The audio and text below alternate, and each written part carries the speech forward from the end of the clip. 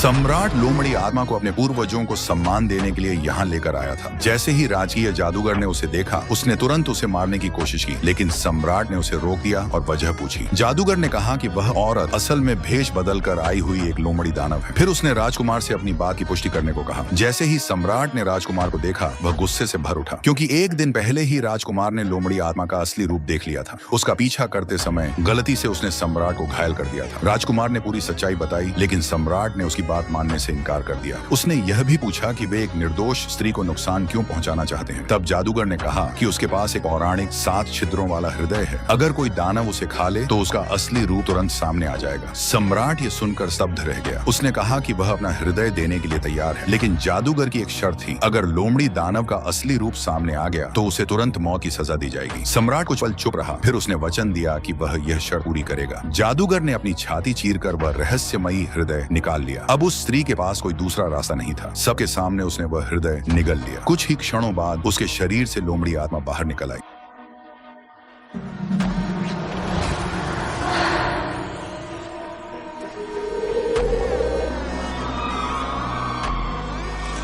मरते हुए जादूगर ने आखिरी सांसों में सम्राट से उसे मार डालने की विनती की, लेकिन सम्राट अपनी तलवार पकड़े बस खड़ा रहा, बिल्कुल शांत। तभी उसकी असली मंशा सामने आ गई। उसने स्वीकार किया कि वह हमेशा से जानता था कि वह एक लोमड़ी आत्मा है, क्योंकि वही अकेली थी जो उसे सच में समझती थी। तब सबको एहसास हुआ सम्राट कभी उसके जादू के वश में नहीं था। असल में पूरे विनाश की जड़ वही था। जादूगर निराशा में चीख पड़ा और वहीं गिरकर मर गया। राजकुमार टूट चुका था। अपने पिता के लिए उसकी सारी श्रद्धा उसी पल बिखर गई। पास ही खड़े झांग जिया यह सब चुपचाप देख रहे थे और वह समझ चुके थे असली विनाश तो अब शुरू होने वाला था।